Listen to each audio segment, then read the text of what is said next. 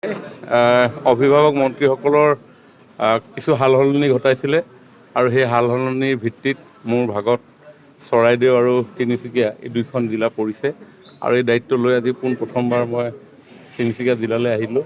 তিনিচুকীয়া জিলাত জিলা আয়ুক্তৰ কাৰ্যালয়ত প্ৰশাসনিক বিষয়ৰ পৰা আৰম্ভ কৰি আমাৰ সন্মানীয় জনপ্ৰতিনিধিসকল আৰু স্থানীয় সন্মানীয় বিভিন্ন সংগঠনৰ প্ৰতিনিধিসকলৰ লগত চাহ চিনাকি হ'লোঁ, যাতে আগন্তুক দিনবিলাকত তিনিচুকীয়াখনক আমি সকলো ক্ষেত্ৰতে আগুৱাই লৈ যোৱাৰ সুন্দৰ পৰিৱেশ, লগতে চৰকাৰৰ যিসমূহ আঁচনি এই আঁচনিসমূহ যাতে ভাল ধৰণে ৰূপায়ণ হয় তাৰ কাৰণে ৰাইজৰ সহায় সহযোগিতা মই কামনা কৰিলোঁ।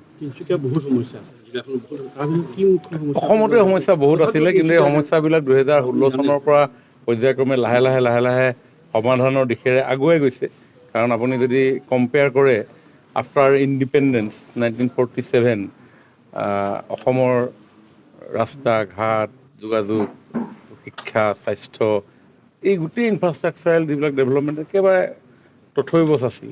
কিন্তু মোদী ডাঙৰীয়াই 14 চনত দায়িত্ব লোৱাৰ পিছত অসমত ভাৰতীয় জনতা পাৰ্টীৰ চৰকাৰ 16 চনত অহাৰ পিছত যেনেধৰণে গ্ৰ'থ আৰম্ভ হৈছে, গাঁৱতে হওক, চাহ বাগিচাতে হওক, চৰ চাপৰিৰ পৰা পাহাৰলৈকে সকলো ক্ষেত্ৰত এই ডেভেলপমেণ্টে নিশ্চয় মই ভাবোঁ 3 কোটি 30 লাখ জনসাধাৰণ থকা অসমৰ জনসাধাৰণৰ এই সমস্যাবিলাক আমি এড্ৰেছ কৰিবৰ কাৰণে সক্ষম হৈছোঁ। আৰু নিয়াৰ ফিউচাৰ এই গতিৰে যদি আমি আগুৱাই গৈ থাকোঁ, নিশ্চয় তিনিচুকীয়াৰ যিবিলাক সমস্যা আছে সমস্যাবিলাক সমাধানৰ দিশে আগবাঢ়িব।